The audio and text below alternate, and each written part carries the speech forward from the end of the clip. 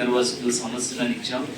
మనం గెలిచిన తర్వాత 3 నెలలకే వారికి సుమారు 100 కోట్ల రూపాయల బడ్జెట్ రిలీజ్ చేసి ఏదైతే నిర్వాసితులు 6,50,000 రూపాయలు మనం ప్రతి ఒక్క కుటుంబానికి అందించడం జరిగింది. అలాగే R&R ప్యాకేజ్ కానీ లేకపోతే పోలవరం ప్రాజెక్ట్ సంబంధించి ప్రాజెక్ట్ త్వరితగతిన ముందుకెళ్ళడానికి 15,000 కోట్లను రిలీజ్ చేయడం, అలాగే డయాఫ్రామ్ వాళ్ళకి సంబంధించి 900 కోట్లని రిలీజ్ చేయడం, అలాగే మళ్ళీ పోలవరం నిర్వాసితులకి ఏదైతే కాలనీకి సంబంధించి గత ప్రభుత్వాల్లో ఎన్నో వైఫల్యాలు జరిగినాయి, దానికి సంబంధించి మళ్ళీ రీకన్స్ట్రక్షన్స్ కోసం టెండర్స్ వేయడం, ఇవన్నీ కూడా ఎన్నికల్లో మనం ఏదైతే నిర్వాసితులకు ఇచ్చినటువంటి హామీని నెరవేర్చుకుంటూ వచ్చాం.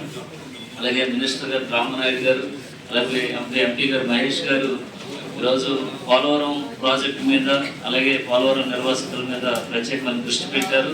అలాగే రోడ్స్ విషయంలో కూడా బీఆర్కి సంబంధించి సుమారు 30 కోట్ల రూపాయలు ఇస్తే ఎంపీ గారు కూడా స్పెషల్ గ్రాంట్స్ మనకి పోలవరం కానీ కుకునూరు వెల్లేరుపాడు అలాగే ముఖ్యమైన రహదారులు కూడా ఆయన స్పెషల్ ఫండ్స్ నుంచి మనకి పోలవరం మీద ఏదైతే ఆయనకు ఉన్నటువంటి ప్రేమ మీద ఈరోజు మనకి ఫండింగ్ ఇవ్వడం జరిగింది. చాలా సంతోషకరమైన విషయం. అలాగే ముఖ్యంగా మన ఏజెన్సీ ప్రాంతంలో ప్రతి ఒక్క డెవలప్మెంట్ కూడా ఈరోజు గవర్నమెంట్ ఒక శ్రద్ధతో ఈరోజు గిరిజనులు అభివృద్ధి చేయాలి, అలాగే గిరిజన ప్రాంతాన్ని అభివృద్ధి చేయాలని మంచి ఇంట్రెస్ట్ ఈరోజు ప్రత్యేకమైన నిధులు మనకు కేటాయించడం జరుగుతుంది. అలాగే స్పెషల్గా పోలవరం ప్రాజెక్ట్ని 2027 కల్లా ఎట్టి పరిస్థితుల్లో కంప్లీట్ చేయాలని, అలాగే పోలవరం నిర్వాసితులందరూ కూడా ప్రతి సంవత్సరం వరదలు వస్తే వాళ్ళు ప్రాణాలు అరచేతితో పట్టుకొని వాళ్ళు పండ్లో బొట్టులో వెళ్ళి అనేక ఇబ్బందులు పడుతున్నారు. అవన్నీ కూడా మన ప్రభుత్వంలో లేకుండా ఉండాలని వాళ్ళని ఇమీడియట్లీగా వాళ్ళ కాంపన్సేషన్ కూడా ఇవ్వడం జరిగింది.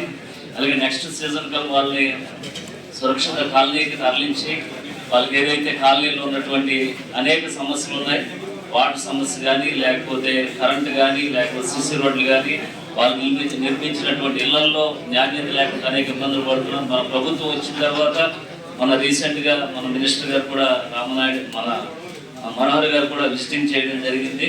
చాలా గత ప్రభుత్వాల్లో తప్పిదాలు ఉన్నాయి, అవన్నీ కూడా ఈరోజు చంద్రబాబు నాయుడు గారు ఎంపీ గారి సారథ్యాల్లో మన పోలవరం కాన్స్టిట్యూన్సీ అభివృద్ధిలో ముందుకెళ్తుందనడానికి ఎటువంటి ఇది లేదు. తప్పకుండా మన పోలవరాన్ని డెవలప్మెంట్ చేయాలనేటువంటి ఒక మంచి ఉద్దేశంతో ఉన్నారు.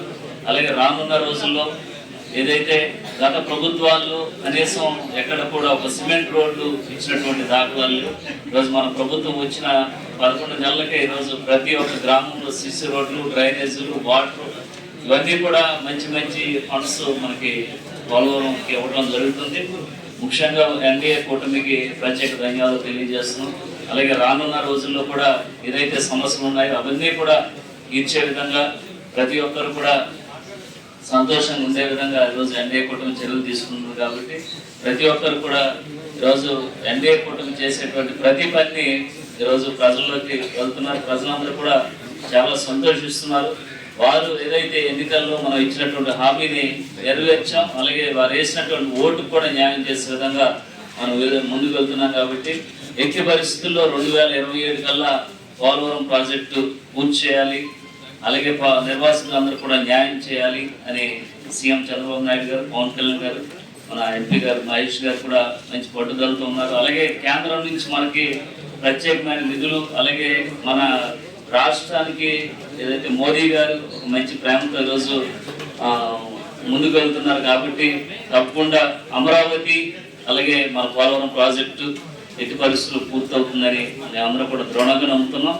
రానున్న రోజుల్లో ప్రభుత్వానికి అలాగే ఇక్కడ ఉన్నటువంటి గ్రామాల్లో మంచి అభివృద్ధి పదంలో తీసుకెళ్తుందని నమ్ముతూ సెలవు తీసుకుంటున్నాం.